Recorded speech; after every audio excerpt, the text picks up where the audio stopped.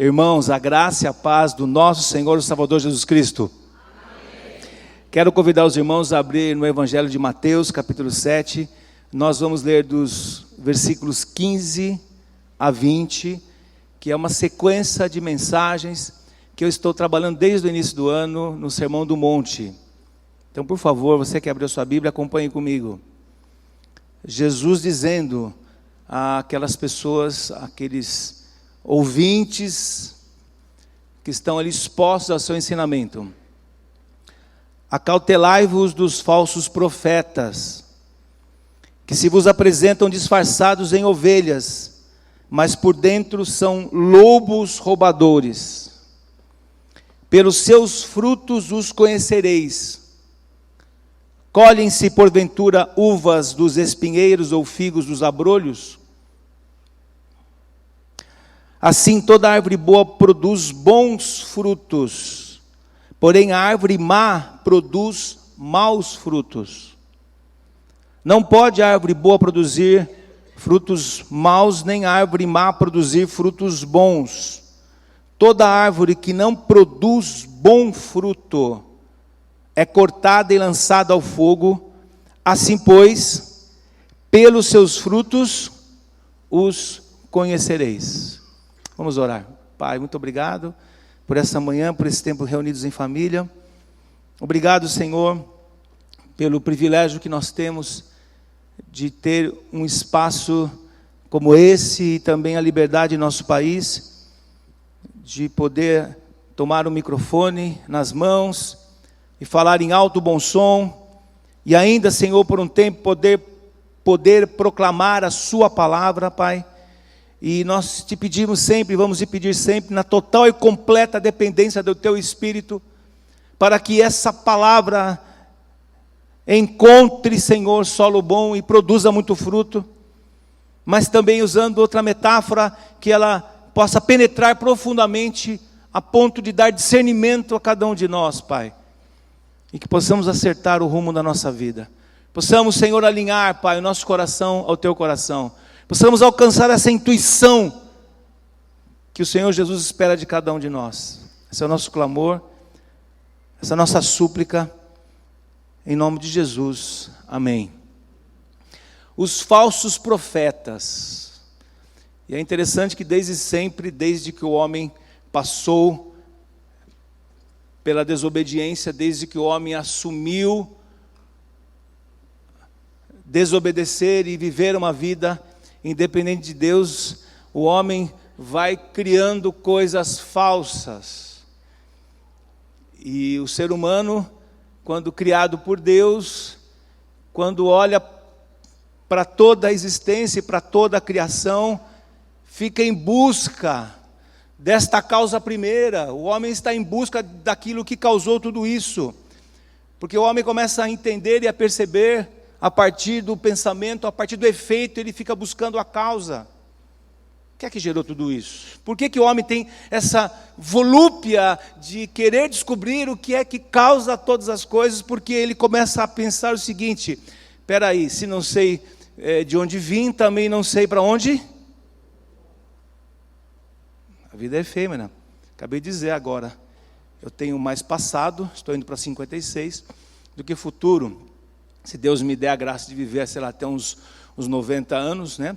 O Douglas Benite certa vez me disse que há uns estudos aí que a longevidade está aumentando, não é isso, Douglas? Talvez, possivelmente, alguns homens do futuro conseguirão viver mais de 100 anos, né? Mas se isso acontecesse comigo, estou pensando nele, né? Se isso acontecesse comigo, eu teria já que pensar em viver até 112, não é? Não sei, talvez não chegue lá, talvez eu não chegue lá. Porque talvez o meu modo de vida, assim, não é, assim, um tanto de gordura da picanha que eu comi, já, é verdade. Estava conversando com os diáconos agora há pouco, né, Ademir? O Ademir me abraçou e falou: como o irmão está fofinho. Eu falei: obrigado, Ademir. Obrigado, meu querido Ademir. Eu falei: Ademir, eu vou te contar, minha esposa é testemunha. Eu diminuí, irmão, a comida, mas a circunferência continua igual. Eu falei: imagina se eu não tivesse cortado tudo que eu estou cortando de alimentação. Mas enfim, o fato é que a gente tem mais um tempo ainda para existir nessa terra. Amém? Você tem mais um tempinho ainda, não é verdade? E a questão é como é que você vai viver esse resto de tempo que nos resta.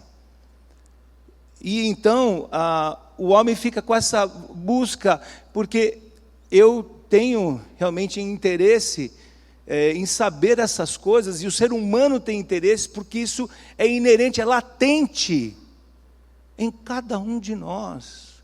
Se você começar a pensar realmente mais a miúde, o que é que será no fim da nossa existência? E isso aconteceu porque quando Deus criou o homem, Deus não criou o homem para nós vivermos desta maneira como a gente vive hoje.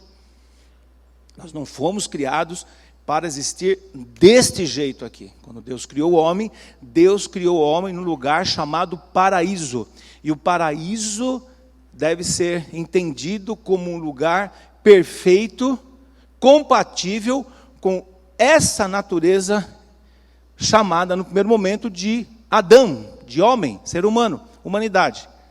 Mas para que esse homem, de fato, pudesse alcançar plena liberdade, para que o homem pudesse alcançar plena liberdade e consolidar o seu livre-arbítrio, que o livre-arbítrio, na perspectiva do texto, é o poder para dizer sim a Deus, para obedecer plenamente a Deus e dizer não a toda e qualquer contrariedade, portanto, toda e qualquer desobediência ao seu Criador, ao seu Pai.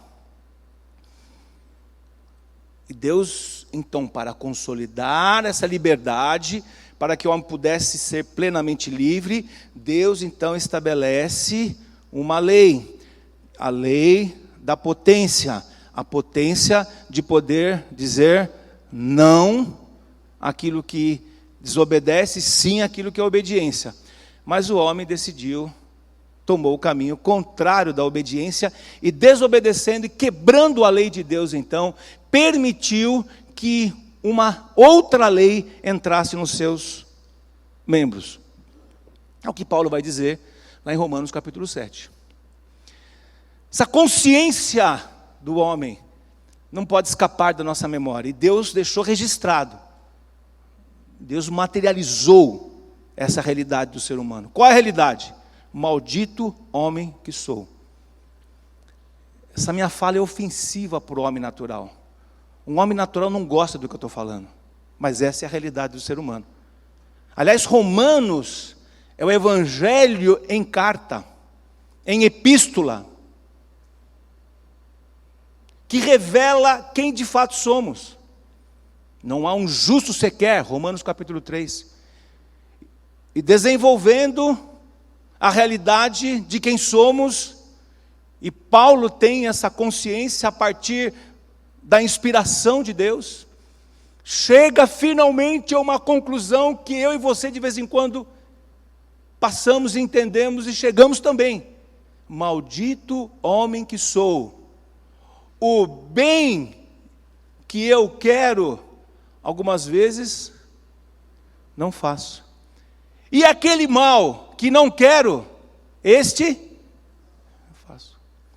Quem não passou por isso, quem não perdeu as estribeiras aqui, que é um lugar propício para acontecer isso? Trânsito de São Paulo. Trânsito de São Paulo. Já contei aqui, mas vou contar de novo. Estava voltando da Faculdade Teológica Batista de São Paulo. Depois de dar 3 aulas, cansado no meu carro, no automático praticamente, sabe? Você me entende, né? Sabe aquele dia cansado, você está quase no automático? Estou lá no automático, andando, de repente, naquele afunilamento de carros assim, num contorno, os carros se afunilam, eu também me afunilei junto com os carros, aí eu uso aquela buzina agressiva assim, ó. Bom, tocar buzina já é agressiva, mas aquela foi assim, radical. Pá! Eu dei aquela tremida assim, falei, meu Deus, onde eu estou, o que eu estou fazendo? Aí eu olhei no retrovisor, fiquei com uma raiva. Mas com uma raiva. Mas com uma raiva, irmão. Aí o velho homem veio à tona. Aí aquele velho homem veio à tona e ele rompeu a laje. E minha vontade era falar poucas e boas, mas a gente se controla. Eu tirei o carro assim, fiz assim para o cara: passa, seu buzinador.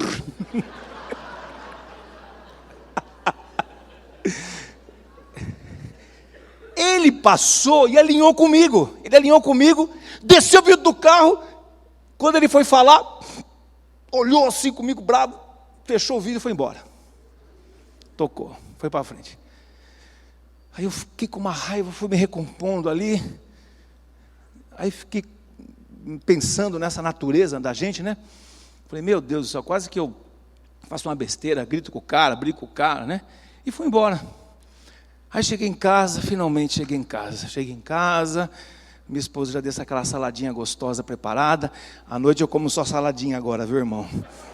Mas mesmo assim, tá fácil não. Só saladinha. Aí chega em casa, tá lá a saladinha pronto, come a saladinha, sento. Deixa eu ver se tem alguma notícia, né? Porque a pastora é o seguinte, tem que ficar atento, né? WhatsApp e tal, entrei, puf, surgiu uma mensagem assim, puf. Aí eu comecei a ler a mensagem. Ô pastor, estou te escrevendo para te pedir desculpa. Eu falei, nossa, quem está pedindo desculpa, né? Porque começou, eu sou fulano de tal, sou eu quem estava atrás de você no carro. Aí comecei a ler mais a miúde, porque você me fechou, blá blá blá, mas eu errei, porque eu buzinei. Aí eu peguei, falei, aí fiquei meio assim, falei, tá bom, mas eu não estou lembrado de você, me perdoa também, porque eu também fiquei com raiva, né? Aí eu confessei meu pecado. Também fiquei com raiva e tal. Aí falou, de onde você me conhece? Não, eu já fui visitar Ibec uma vez. Eu estava pregando. Aí eu falei, irmão, por favor, não desiste da gente não. Irmãos, essa natureza, dá para confiar na natureza humana? Quantas pessoas já perderam a estribeira, fizeram coisas que não deviam ter feito? E se eu pedisse para alguém levantar a mão, sem exceção, todo mundo aqui nesse ambiente iria levantar a mão, fiz aquilo que não devia. Pequei contra os céus, pequei contra a terra. Por que que a gente erra? Primeiro, porque tem lei que diz que você errou. A primeira lei que diz que você errou é a lei gravada no seu coração. Primeira lei, você faz, mas você sabe que você errou. Sim ou sim? Você sabe. Você faz, mas você sabe, não devia ter feito. Falou aquilo que falou, mas não devia ter falado. Tocou naquilo que tocou, mas não devia ter tocado. Foi, mas não devia ter ido. E a pergunta é, quem é, primeiro, que gravou essa lei nos nossos corações? Quem é que gravou? Será que foi a sociedade que foi nos ensinando a ser como nós somos? A sociedade me ensinou o que é certo e o que é errado? Será? Deixa eu contar uma coisa para vocês. Quando você estuda um pouco de filosofia, teologia, história, campo do mestre Luciano Alves, a gente aprende uma coisa muito interessante, que não há evolução ideológica. Como assim? As ideologias que comandam o planeta, elas não evoluem como a gente acha que elas evoluem. Você pode achar que nós somos pessoas evoluídas, mas filhos evoluídos, né, não agridem os seus pais, não agridem as suas instituições. Filhos evoluídos não devem agredir instituições, mas agridem. Por quê? Porque a natureza humana é a mesma. É a mesma desde sempre. Então, quando você faz o estudo, por exemplo, né, logo depois de Cristo, nós temos lá a Idade Média. A Idade Média tem como eixo a ideologia de ter Deus como centro. Deus era o centro de todas as coisas. E erros foram cometidos por causa disso. E então, finalmente, o homem falou, não queremos mais saber disso. Então, aí passa-se, então, a colocar o homem no centro de todas as coisas. E para quem estuda um pouco da história, sabe da época do Renascimento, cuja máxima sofista era o homem à medida de todas as coisas, que foi ampliada na boca de Aristóteles. E finalmente o mundo atual rejeita essa lógica de que o homem é a medida de todas as coisas, que o homem é o centro, que o homem é o ser absoluto. E nós rejeitamos isso porque tudo aquilo que o homem criou trouxe muita maldade para a humanidade. Basta olhar para a figura, discípulo de Nietzsche, que foi Hitler. Espera um pouquinho, nós não podemos colocar o homem no centro, porque quando a gente põe o homem no centro, olha o que acontece. Olha o resultado. Então há uma rejeição, surge aquilo que o pastor Luciano acabou de dizer agora, que é a pós-modernidade, que a ideologia onde não há centro nenhum, não há centro algum hoje, não há hoje algo que a gente possa se apegar, por isso que nós vivemos um relativismo, e para piorar, esse relativismo surge questionando o valor dos conceitos, dizendo que não é bem assim, ou seja, o mal agora não é mal e o bem não é bem, o bem é mal e o mal é bem. Então não há uma evolução no campo das ideias. Como é que a gente vive o homem pós-moderno, e depois Zygmunt Bauman vai cunhar um outro termo, ele não vai inventar essa ideologia, mas ele vai fazer uma leitura melhor da pós-modernidade, ou do pós-modernismo, e vai chamar isso de modernidade líquida, onde as pessoas se desconectam muito facilmente das suas relações, que é o problema da humanidade. A morte do homem, lá no Jardim do Éden, se deu pelo fato de ele sofrer uma desconexão em todos os níveis de relacionamento. Com Deus, consigo, com o outro e com o meio. Mas Deus amou o mundo de tal maneira, Deus amou o mundo de tal maneira, que Ele deu o seu Filho unigênito, para que todo aquele que nele crer, não morra nessa existência. Não se sinta uma pessoa como Paulo se sentiu em Romanos 7, desgraçado, maldito homem que sou. Quem me livrará desse corpo? Porque naquele momento em que você pisa na bola, você deu o trupicão, mas a queda vai lá na frente. Você sabe o que eu estou falando. A hora que você é pego, aquele momento que você é pego, momento em que o teu pecado é revelado, e o pior princípio que existe hoje em dia é a gente achar que não existe pecado. O pior problema, o pior princípio atuante na modernidade hoje é dizer, imagina, não é bem assim, não é pecado fazer isso. E aí quando o pastor sobe para pregar contra o pecado, ofende algumas pessoas. Sabe por que ofende? Porque essa pessoa não ama o texto, não ama a Deus, ama a si mesmo. Por isso que ofende. Então, quando Jesus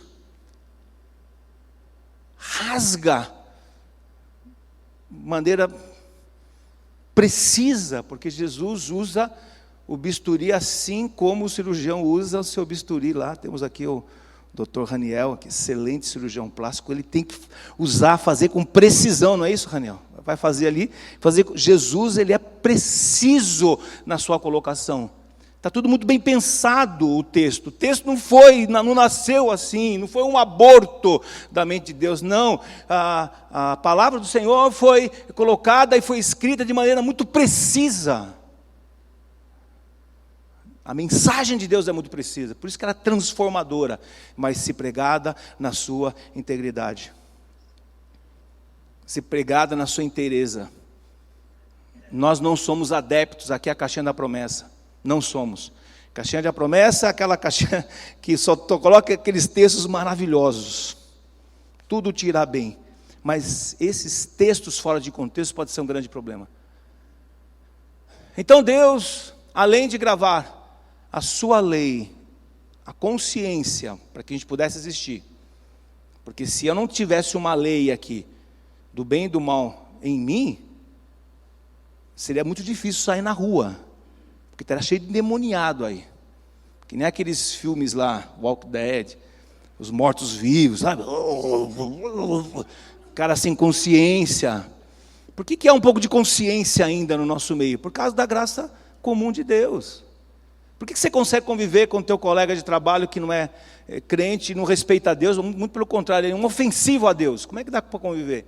Por causa dessa graça comum, por causa desse cuidado de Deus de gravar uma lei nos corações. Mas além disso, Deus deixou uma outra lei, uma outra verdade consolidada, materializada, que ficou gravada em 66 livros, divididos em 2 evangelhos, escrita no período de 1500 anos por 40 autores, numa língua diferente da nossa.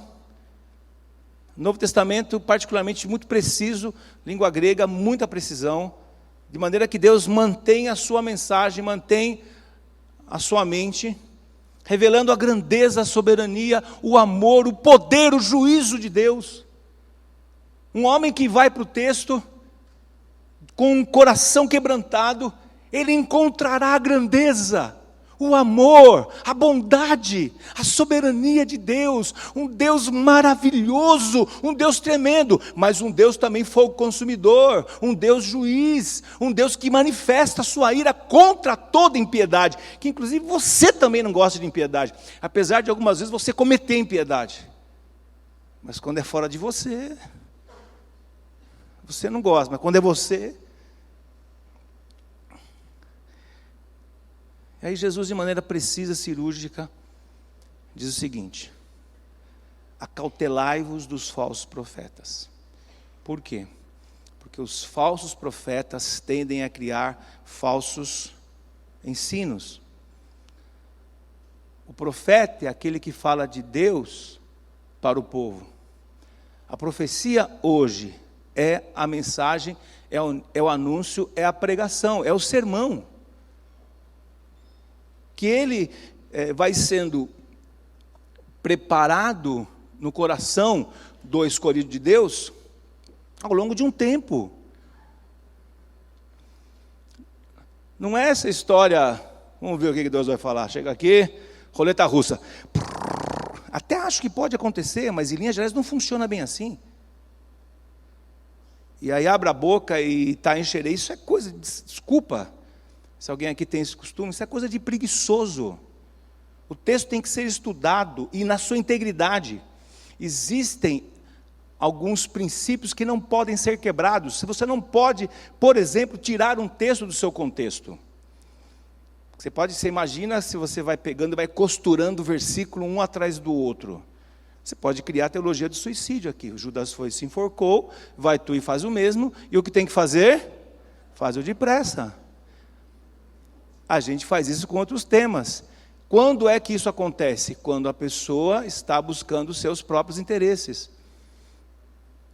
Então Deus deixou o texto registrado, Deus fala para as pessoas, Deus escolhe os seus profetas, e toda a mensagem que Deus disse deve ser proclamada,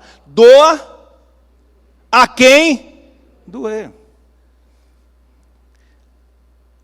Aí Jesus vai dizer então: acautelai-vos dos falsos profetas, pseudos profetas, pseudo é mentiroso, eles já surgiram desde que Deus está falando para a humanidade, sempre surge alguém tentando propor um falso Deus, aí criam deuses à imagem das criaturas, das coisas criadas, existem as falsas religiões, as falsas liturgias, as falsas mensagens, os falsos apóstolos, os falsos cristos.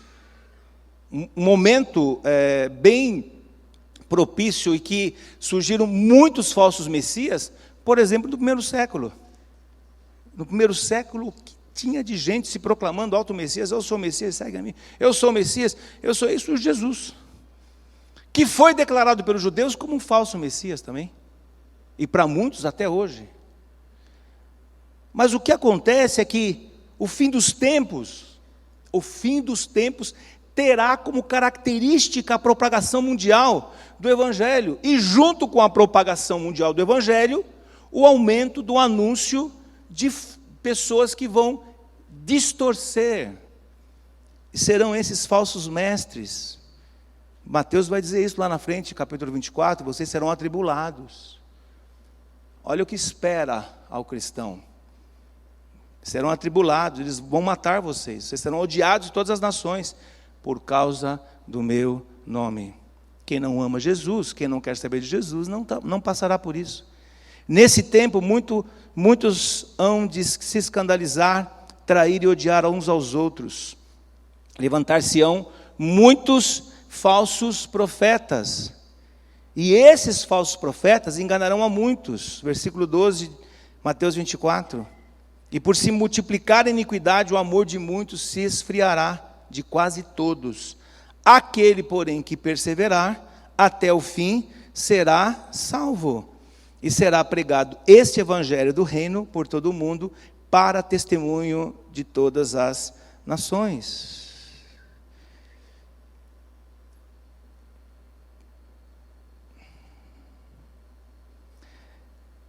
Os falsos profetas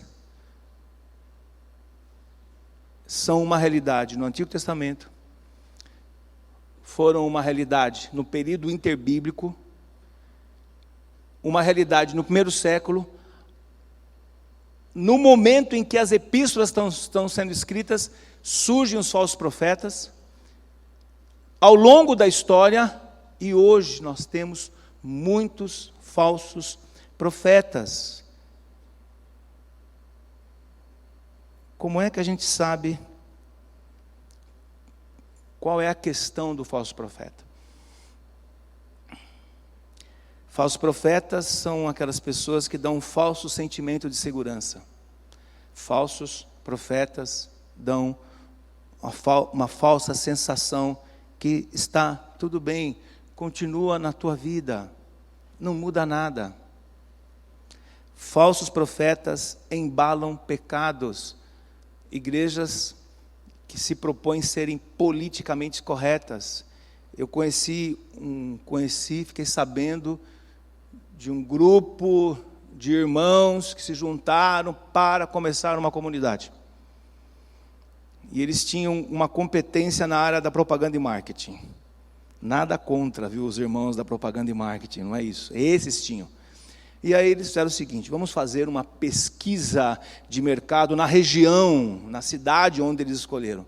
Então eles foram fazer uma pesquisa de mercado e eles fizeram algumas perguntas muito interessantes para saber o que as pessoas, todas as pessoas daquela localidade, o que elas queriam, que tipo de produto evangélico eles poderiam oferecer, de maneira que eles tivessem sucesso em suas igrejas ficassem então abarrotadas.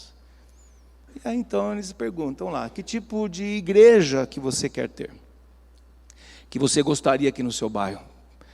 Porque lembre-se, as igrejas evangélicas, elas estão hoje, pelo menos no Brasil, em quase todas as localidades, quase todas. Então já vinham outras igrejas evangélicas. Então a resposta, depois de tabulado, da grande maioria é o seguinte: nós queremos uma igreja que não chama igreja, imagina. Uma igreja chamar igreja é esquisito, porque meio que afasta as pessoas. Que tipo de liderança você gostaria? Eu gostaria que o líder não chamasse pastor. Que pastor remete a negócio de evangélico, né? Evangélico é meio esquisito, tal. Então, nada de chamar o cara de pastor. O que mais? Olha, a mensagem. Vamos falar da mensagem. Mensagem é o seguinte: esse negócio de falar de culpa, de pecado, que as pessoas erram, tá por fora. Nós somos pessoas modernas, imagina. Nós somos pessoas boas. Aí pronto, formaram uma igreja, que não chama igreja, que o pastor não é pastor, e que a mensagem não fala nem sobre a realidade do ser humano, não fala de cruz, não fala de culpa, não fala de pecado, pronto. Fórmula para o sucesso. E esta semana, dando aula num curso de pós-graduação, um aluno falou de uma palestra que ele foi, nessa linha, como ter sucesso no seu negócio, e pasmo, eu fiquei pasmo, mas deve ser para quem participa de palestras motivacionais e como construir um negócio de sucesso, como é que você pode ter sucesso no seu negócio. Ele elenca uma coisa que nós sabemos já na sutileza, mas ele abre descaradamente e coloca lá os 7 pecados capitais. Ele diz o seguinte: se você propor um negócio que você consiga suprir cada um desses 7 pecados capitais, você vai ganhar dinheiro. É onde o consumo se alimenta. O consumo se alimenta da insatisfação, da volúpia do homem. Essa é a realidade do ser humano. Então a sutileza do falso profeta é que ele embala o pecado. Ele fala, não, beleza, relaxa. Eu tenho o direito de ser feliz. Vou trocar a minha esposa de 50 por 2 de 25. Aí o falso profeta levanta e fala, vai nada, esposa. Aí o falso profeta levanta e fala o seguinte, olha, a glória da segunda casa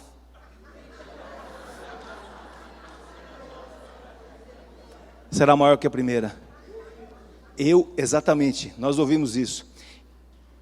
E eu tive um aluno que me falou isso. Eu perguntei, e a tua esposa?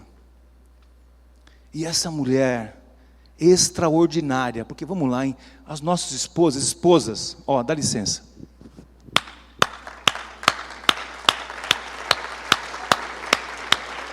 Eu quero aplaudir as nossas esposas, e namoradas e noivos, nossas esposas. Olha, eu quero aplaudir de verdade as mulheres, porque aguentar a gente não é fácil não, viu, irmão? Não, é verdade, é verdade. A gente é meio que ovelha, esse homem, sem noção, mas é verdade mesmo. A gente às vezes não sabe ler. Tudo bem que as esposas esperam que a gente fique lendo, né? Não entendi, mas a gente devia ter entendido, mas não entendi. Mas beleza, mas assim, essas mulheres que nos suportaram, que aguentaram a gente, que sustentaram o nosso ministério. Eu tenho alguns alunos aqui que sabem disso. Eu chego em sala de aula e eu digo, eu sou Marcos de Almeida, sou servo do Senhor Jesus Cristo, casado com a Evelise, sem a qual nem estaria aqui.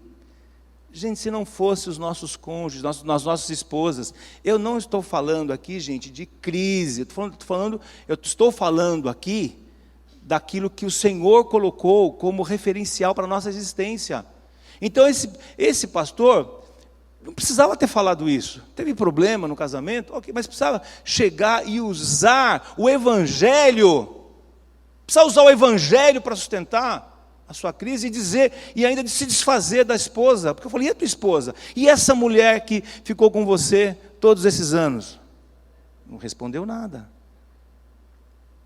Embalando os pecados. Os falsos profetas, irmãos, eles não advertem sobre o juízo de Deus. Irmãos, uma mensagem, nós precisamos sempre lembrar que uma mensagem sempre deve nos lembrar, por causa da nossa consciência, por causa da nossa frouxidão, por causa da falta de disciplina evangélica, cristã, nós devemos ser lembrados sim que haverá um juízo, e que nós não podemos fazer o que nós queremos. Faça uma busca simples aí, jovem, adolescente, todos nós aqui, meia idade, busque lá, na sua busca automática do seu aplicativo lá, fazer o que quiser. Você vai ver quantos textos falam, você não pode fazer aquilo que você quer. Então essa história, né, que muitas pessoas já chegaram para nós aqui, eu tenho o direito, opa, que direito é esse? Você não entendeu que você foi comprado pelo sangue do Cordeiro? Você não entendeu que você foi comprado por um preço alto? E quando o Senhor te comprou, né, você recebeu a possibilidade de viver uma vida muito melhor, porque o Pai fez isso. Colossenses 1,13. Foi até aquele império maligno, aonde eu e você estávamos atolados até o pescoço, nós estávamos lá imersos nos nossos delitos e pecados, mortos em nossas transgressões, e o texto dirá isso, que o Pai foi lá e nos arrancou com violência. Expressão no grego, hiomai, arrancou. Colossenses 1,13. Arrancou-nos com violência, porque só desse jeito mesmo, para que o império nos deixasse. E o Senhor nos arrancando, não nos deixou à mercê de nós mesmos, justamente pelo fato de que nós temos uma inclinação para a frouxidão e para a indisciplina. Deus não nos deixou à mercê de nós mesmos, mas Ele nos transportou para o reino do Filho do seu amor, no qual nós temos a redenção, a remissão dos nossos pecados. Então, o falso profeta não entra em crise com o seu pecado.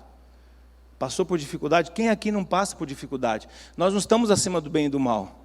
E eu não recriminei pelo fato daquele homem ter separado da sua esposa, porque pode acontecer. Mas o fato dele ser um falso profeta e dizer que a glória da segunda casa agora é maior do que a primeira. O que é isso? Imagina.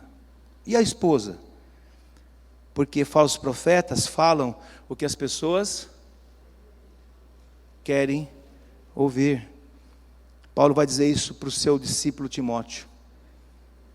Haverá tempo em que não suportarão a sã doutrina, pelo contrário, cercar-se-ão de mestres segundo as suas próprias cobiças, como que sentindo coceira nos ouvidos, e se recusarão a dar ouvidos à verdade, entregando-se às fábulas. Essa semana o pastor Luciano falou uma frase muito interessante, que é o seguinte, né? Quem não ama a Bíblia, esse é o pior ambiente para estar. Quem não gosta da Bíblia, pior lugar para estar na igreja. É um ambiente ruim para estar. Porque nós somos o povo do texto da Bíblia. Então, como é que a gente vai discernir? Porque o texto é claro, ele diz que eles são confundidos com ovelhas. Eles vestem aquela pele morta. Né? O couro está morto, secou. Ele veste aquela capa morta, de ovelha, se cobre com essas peles. As pessoas dão boas-vindas a ele, porque eles parecem ovelhas. Eles parecem ovelhas. As pessoas não suspeitam que eles são, na verdade, lobos vorazes, porque por fora parece uma ovelha. O seu caráter só é descoberto tarde demais, quando o prejuízo já está grande, e nós já vivemos isso. Cristão, gente, nós somos pessoas boas, nós somos pessoas crédulas, nós somos pessoas receptivas. E aí o falso profeta se disfarça com pele de piedade. Ele se disfarça com uma linguagem ortodoxa. Ele usa a Bíblia para ser bíblico, e eu já falei isso aqui em mensagem, que não é porque uma pessoa usa a Bíblia que ele é bíblico. Satanás usou a Bíblia para tentar Jesus e não foi bíblico, porque ele fez o uso aleatório do texto. Foi pegando o texto daqui, juntando a Jesus e tal. O ensino do falso profeta não tem nada de porta estreita. O ensino do falso profeta não tem nada de caminho apertado. Então, onde é que está a falsidade? A falsidade está exatamente nessa realidade aqui, porque a falsidade do falso profeta não está naquilo que ele diz, mas naquilo que ele não diz. O problema do falso profeta está naquilo que ele não declara, está naquilo que ele não fala, ou seja, não é o que ele diz, mas o que ele omite do Evangelho. Sutileza, ele deixa de fora as questões vitais do cristianismo. Por isso que esse discurso do falso profeta, que Jesus diz, acautelai-vos, é muito mais perigoso, aquelas mensagens que são legais, que são bacanas. O falso profeta não é ofensivo ao homem natural. Na verdade, o falso profeta, ele quer ser atrativo, admirado, quer ter uma mensagem politicamente correta.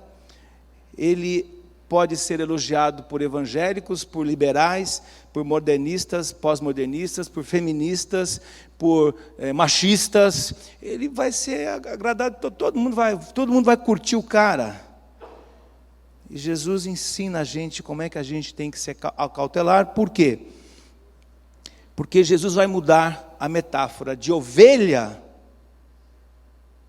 lobo, para árvores e frutos. Isso é sensacional, isso é maestral da parte de Jesus. Não dá para reconhecer, a não ser que você abra. Eu já tive essa experiência de pegar uma fruta maravilhosa. Cortei a fruta assim, ó. Quando eu cortei assim, ó, já começou a se mexer. Estava podre por dentro.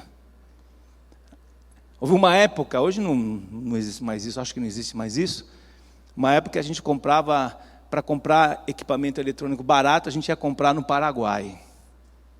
O Sidney de vez em quando me conta essas histórias. O Sidney era comprador de coisas lá para trazer aqui para vender.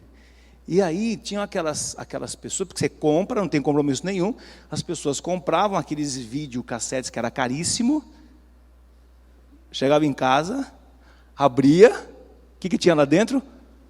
Paralelepípedo. Paralelepípedo. É o engano. É o falso. Por fora, bela viola. Por dentro, pão bolorento. Sepulcros caiados. Não tem jeito, irmãos. Para você saber e conhecer o profeta, você tem que andar com ele. Tem que chegar perto. Não dá para reconhecer um lobo vestido de ovelha, mas a gente consegue, como o texto diz aqui, identificar o fruto de uma árvore. O fruto de uma árvore não esconde a sua identidade, e você vai encontrar ele na árvore certa, não na árvore errada. E Jesus vai dizer exatamente isso. Uma árvore boa dá fruto bom, uma árvore má dá fruto mau. O falso profeta, em algum momento você vai sentir cheiro da baba dele. Você vai sentir cheiro do seu pelo. Em algum momento, se você começar a andar com ele, em algum momento ele se revela, ele mostra, ele deixa escapar alguma coisa. Tem que andar perto, tem que chegar perto. Por isso que a lógica do texto, né, a palavra cautelai-vos é prós-erro. Você chega, né, a cautelar, você chega perto, observa, ganha discernimento. Nós vivemos um perigo sério, pastor Sérgio, conversamos esses dias, das pessoas que ficam transitando. Elas se sentem ofendidas, às vezes, em um determinado lugar, elas transitam para o outro, sem saber qual é a vida, como é que é a vida daquela pessoa. Por isso que Jesus Cristo vai dizer aqui, que tem que dar fruto, e fruto bom. E é um fruto só, ainda que você muitas vezes se sinta assim, incomodado. Mas quem é o pastor da igreja? Quem é o pastor Sérgio? Benedito Sérgio Lourenço. É um homem de Deus? É um homem de caráter? É um homem de família? É um homem que mantém a instituição? Quantos anos ele se mantém firme no Evangelho? Fruto. E isso não vale só para o pastor, isso vale para todo mundo, porque ele se disfarça de ovelha. Quem é a pessoa que você está se relacionando? Quantos jovens se envolvem com lobos em pele de ovelha? Casam-se com lobos em peles de ovelhas. E só vão descobrir tarde demais. Porque aí o moço ou a moça se revela. Nós conhecemos pessoas, enquanto o moço queria casar, ele queria estar com a moça, ele aceitava tudo. Casou, prisão. O fruto do Espírito é amor, alegria, paz, longanimidade, benignidade, bondade, fidelidade, mansidão, domínio próprio. Contra estas coisas não há lei. Mas o lobo, ele vai revelar uma outra coisa. Ele vai revelar, em algum momento, fique atento, fique perto para você ver, em algum momento ele vai revelar uma outra coisa, porque onde o fruto está ausente, as obras estão presentes. Que obras? Obras da carne. Prostituição, impureza, lascívia, idolatria, feitiçaria, inimizade, porfia, ciúmes, iras, discórdias, gritaria, dissensão, separação, facção, inveja, bebedice, glutonaria, coisas semelhantes a essas, a respeito das quais eu vos declaro, como já outrora vos preveni, que não herdarão o reino de Deus, não herdarão o reino de Deus, os quais praticam estas coisas. Fruto no caráter, em algum momento a pessoa se revela. E às vezes pastores ficam anos enrustidos, mas ele dá uma amostra aqui, ele dá uma amostra ali, ele faz uma coisa aqui, faz outra ali, a gente meio que aceita, a gente meio que tolera. Afinal de contas, todo mundo é filho de Deus, será? É lobo em pele de ovelha, e Jesus nos dá um alerta aqui seríssimo, para encerrar o texto de Mateus 12, 33, que diz o seguinte: ou fazei a árvore boa e seu fruto bom, ou a árvore má faz o fruto mau, porque pelo fruto se conhece a árvore. Raça de víboras. Jesus era faca nos dentes, viu, meu? Raça de víboras, como podeis falar coisas boas sendo maus? Porque a boca fala do que o coração está cheio. O homem bom tira do tesouro bom coisas boas, mas o homem mau, do mau tesouro, tira coisas más. Digo-vos que toda palavra frívola que proferirem aos homens, dela vocês darão conta no dia do juízo. Porque pelas tuas palavras serás justificado, e pelas suas palavras será condenado. O coração revela as nossas palavras. Um sermão como esse não para aqui. Ele segue. E que você tenha discernimento para saber o que é que você está permitindo que está entrando na tua mente, no teu coração. Porque, como eu falei, se você pega um fruto e você não tem luz para discernir que aquele fruto está bom, está ruim por dentro, você pode estar comendo verme, coisa podre.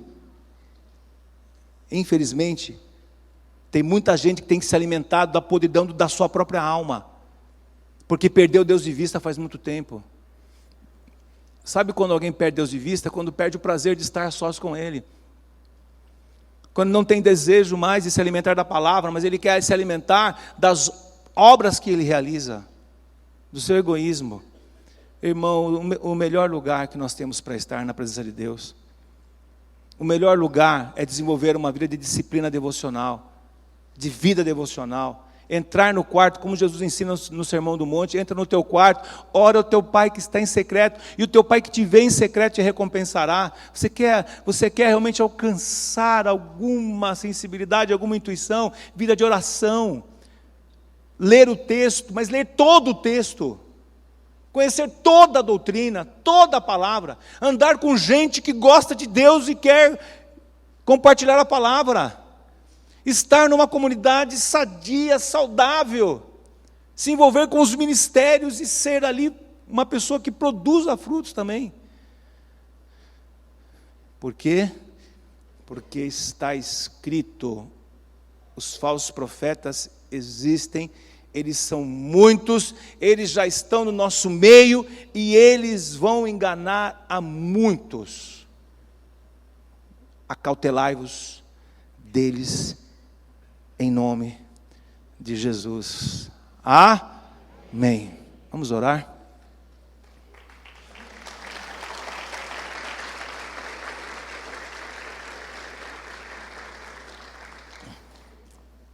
Obrigado, Senhor, por essa manhã, pela Tua palavra.